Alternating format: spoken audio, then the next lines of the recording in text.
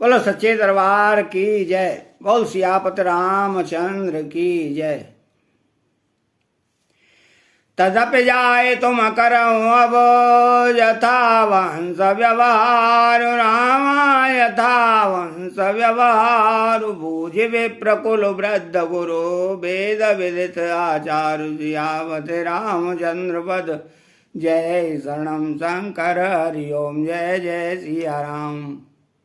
तथापि तुम जाकर अपने कुल का जैसा व्यवहार हो ब्राह्मणों कुल के बूढ़ों और गुरुओं से पूछकर और वेदों में वर्णित जैसा आचार हो वैसा करो। तो दूता अवादा पोरा पाठवहूं जाई आनहि नृपद सरथ ही बुलाई मुदे तराओ कहे भले कृपाला पठे दूत बोले ते काला। जाकर अयोध्या को दूत भेजो जो राजा दशरथ को बुला में। राजा ने प्रसन्न होकर कहा हे कृपालु बहुत अच्छा, और उसी समय दूतों को बुलाकर भेज दिया। तो बाहुरे महाजन सकल बुलाए आए सबहि सादर सिर नाए हाट वाट मंदिर सुरवासा नगर सवारहूं चारूं पादा। फिर सब महाजनों को बुलाया और सबने जाकर राजा को आदर पूर्वक सिर नवाया। राजा ने कहा कि बाजार रास्ते घर देवालय और सारे नगर को चारों ओर से सजाओ। तो हरा से चले निज निज गृह आए पुण्य परिचारक बोले पठाए रचाओ विचित्र वितान बनाई सिरधर वचन चले पछुपाई। महाजन प्रसन्न होकर चले और अपने अपने घर आए। फिर राजा ने नौकरों को बुलाकर विचित्र मंडल सजाकर तैयार करवाया। यह सुनकर वे सब राजा के वचन सिर पर धरकर और सुख पाकर चले। तो पठाए बोले गुनी तेन नाना जीविता न वेदे कुशल सुजाना विदेह बांधे तेन की न अरम्बा विरचे कनक कदल के खम्बा। उन्होंने अनेक कारीगरों को बुला भेजा जो मंडप बनाने में कुशल और चतुर थे। उन्होंने ब्रह्मा की वंदना करके कार्य आरंभ किया और पहले सोने के केले के खंबे बनाए। तो हरित मनन के पत्र फला पदुम राग के फूल रामा पदुम राग के फूल रचना देख विचित्र ते मनो विरंच कर भूल सियावत रामचंद्र वध जय शरणम शंकर हरि ओम जय जय सिया राम। हरी हरी मणियों पन्ने के पत्ते फल बनाए तथा पद्म राग मणियों माणिक के फूल बनाए। मंडप की अत्यंत विचित्र रचना देखकर ब्रह्मा का मन भी भूल गया। तो वेनो हरित मन मय सब कीने सरल सपर वो पर नहीं चीने कनक कलित अहि वेल बनाई लखे नहीं पर सपर न सुहाई। बांस सब हरी हरी मणियों के सीधे और गांठों से युक्त ऐसे बनाए जो पहचाने नहीं जाते थे कि मणियों के हैं या साधारण। सोने की सुंदर नागवेली पान की लता बनाई, जो पत्तों सहित ऐसी भली मालूम होती थी कि पहचानी नहीं जाती थी। ते के रज बच बांधवन आए, बिच बिच मुकुता दाम जुआए। मानिक मरकत कुल सपिरोजा, चीर कोर पच रचे सरोजा। उसी नागवेली के रचकर और पच्चीकारी करके बंधन बांधने की रस्सी बनाई। बीच बीच में मोतियों की सुंदर झालरें हैं।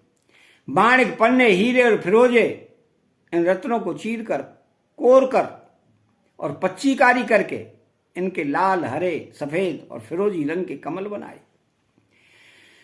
तो किए भ्रंग बहुरंग विहंगा, गुंजय कूजय पवन प्रसंगा। सुर प्रतिमा खम्बन गढ़ काड़ी, मंगल द्रव्य लिए सब उठाड़ी। भौरे और बहुत रंगों के पक्षी बनाए, जो हवा के सहारे गूंजते और कूकते थे। खम्भों पर देवताओं की मूर्तियां गढ़कर निकाली, जो सब मंगल द्रव्य लिए खड़ी थी। तो चौके बातें अनेक पुराई, से दुंदुर मन मय सहज सुहाई। गजमुक्ताओं के सहजी सुहावने अनेकों तरह के चौक पुराए। तो सौरभ पल्लव सुभग सुटे, किए नीलमन कोर रामा, किए नीलमन कोर। हेम बोर मरकत गवरे, लजत पाट मय डोर। सियावत राम चंद्रपद जय, शरणम शंकर हरिओम जय जय सिया राम। नीलमणि को कोर कर अत्यंत सुंदर आम के पत्ते बनाए। सोने के बौर, आम के फूल और रेशम की डोरी से बंधे हुए पन्ने के बने फलों के गुच्छे सुशोभित हैं। तो रचे रुचिर वरनंदन वारे, मनहु मनोभवम पंद सवारे। मंगल कलश अनेक बनाए, ध्वज पताक पट चमर सुहाए। ऐसे सुंदर और उत्तम वंदनवार बनाए, मानो कामदेव ने फंदे सजाए हों। अनेकों मंगल कलश और सुंदर ध्वजा, पताका, पर्दे और चमर बनाए। दीप मनोहर माने मायना, जाए न वरन विचित्र विताना। जे मंडप दोलहन वेदे, सोवर नहीं असे मत काव्य के। जिसमें मणियों के अनेकों सुंदर दीपक हैं, उस विचित्र मंडप का तो वर्णन ही नहीं किया जा सकता। जिस मंडप में श्री जानकी जी दुल्हन होंगी, किस कवि की ऐसी बुद्धि है जो उसका वर्णन कर सके। दूल्हो राम रूप गुण सागर, शोभितान ते हो लोक उजागर। जनक भवन कहीं शोभा जैसी, ग्रह ग्रह प्रतिपुर देखी तैसी। जिस मंडप में रूप और गुणों के समुद्र श्री रामचंद्र जी दूल्हे होंगे, वह मंडप तीनों लोकों में प्रसिद्ध होना ही चाहिए। जनक जी के महल की जैसी शोभा है, वैसी ही शोभा नगर के प्रत्येक घर की दिखाई देती है। तो जे ते रहोते ते समय निहारी, ते लगो लगहे भुवन दस चारी। तो जो संपदा नीच ग्रह सोहा, सो बिलो किशोर नायक मोहा। उस समय जिसने तिरहुत को देखा, उसे 14 भुवन तुच्छ जान पड़े। जनकपुर में नीच के घर भी उस समय जो संपदा सुशोभित थी, उसे देखकर इंद्र भी मोहित हो जाता था। तो वसाए नगर जय लक्ष्य करे, कपट नारे वर वेश, रामा कपट नारे वर वेश। ते पुर के शोभा कहत सकुच सारद से सियापति रामचंद्र पद जय, शरणम शंकर हरिओम जय जय सिया राम। जिस नगर में साक्षात लक्ष्मी जी कपट से स्त्री का रूप वेश बनाकर बसती हैं, उस पुर की शोभा का वर्णन करने में सरस्वती और शेष जी भी सब चाहते हैं। तो पहुँचे दूत रामपुर पावन, हर से नगर विलो के सुहावन। भूप द्वार तेन कवरे जनाई, दशरथ नृप सोने लिए बुलाई। जनक जी के दूत श्री रामचंद्र जी की पवित्र पुरी अयोध्या में पहुंचे। सुंदर नगर देखकर वो हर्षित हुए। राजद्वार पर जाकर उन्होंने खबर भेजी कि राजा दशरथ जी ने सुनकर उन्हें बुला लिया। तो करे प्रणाम तेन पाती दीनी, मुदित महीप आपो ठेलीनी। वारे विलोचन वाचत पाती, पुलक गात आई भरे छाती।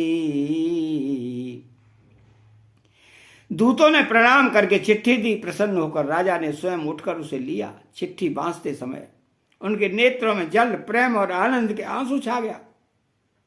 शरीर पुलकित हो गया और छाती भराई।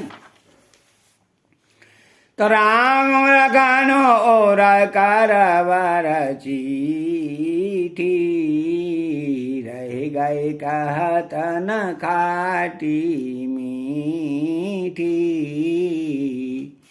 पौने दारे देर पत्रिका बाची, हर्षी सभा बात सोने साची। हृदय में राम और लक्ष्मण हैं, हाथ में सुंदर चिट्ठी है। राजा उसे हाथ में लिए ही रह गए। खट्टी मीठी कुछ भी कह न सके। फिर धीरज धरकर उन्होंने पत्रिका पढ़ी। सारी सभा सच्ची बात सुनकर हर्षित हो गई। तो खेलत रहे तासुधे पाई, आए भरत सहित हित भाई। पूछत ते स्नेह सकुचाई, तात कहाँ ते पाती आई। भरत जी अपने मित्र और भाई शत्रुघ्न के साथ जहां खेलते थे वहीं समाचार पाकर वे आ गए। बहुत प्रेम से सक्षाते हुए पूछते हैं कि पिताजी चिट्ठी कहां से आई है। तो कुशल प्राण प्रिय बंधु दो, आए कहूं के देश, राम आए कहूं के देश। सुने सरे साने वचन वाची, बहुत नरेश सियावत रामचंद्र बद जय, शरणम शंकर हरिओम जय जय सिया राम। हमारे प्राणों से प्यारे दोनों भाई रही, कहिए सकुशल तो हैं और वे किस देश में हैं। इसलिए से सदे ये वचन सुनकर राजा ने फिर से चिट्ठी पढ़ी। सोने पाती पुल के दो भ्राता, अधिक स्नेह समातन गाता। प्रीति पुनीत भरत कह देखी, सकल सवास को लयूं विशेषी। चिट्ठी सुनकर दोनों भाई पुलकित हो गए। इसने इतना अधिक हो गया कि वह शरीर में समाता नहीं। भरत जी का पवित्र प्रेम देखकर सारी सभा ने विशेष सुख पाया। तब नृपदूत निकट बैठा रे, मधुर मनोहर वचन उचारे। भैया कहूँ कुशल दुआरे, तुमनी के निज नयन निहारे। तब राजा दूतों को पास बैठाकर मन को हरने वाले मीठे वचन बोले, भैया कहो, दोनों बच्चे कुशल से तो हैं? तुमने अपनी आंखों से उन्हें अच्छी तरह देखा है ना? तो श्यामल गोरुदर धनु माथा, वय किशोर को से कमुन साता।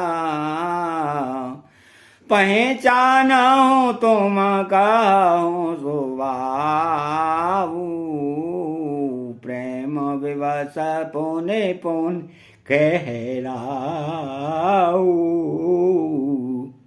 सांवले और गोरे शरीर वाले वे धनुष और तरकस धारण किए रहते हैं।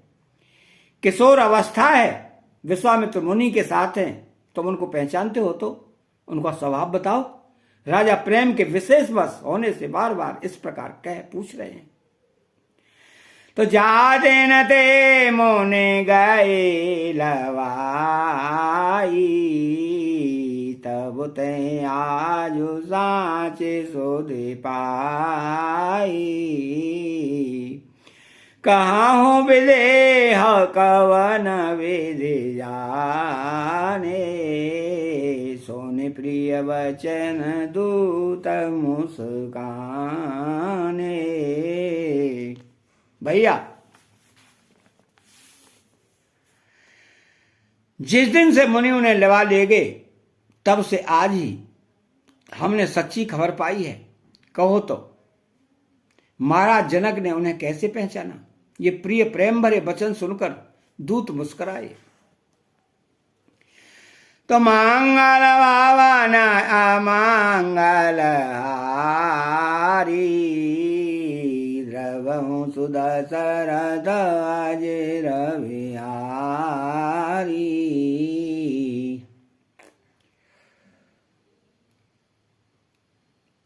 चैनल को सब्सक्राइब करें, बेल आइकन घंटी को दबाएं और कमेंट बॉक्स में जय सिया राम लिखें। बोलो जय सिया राम।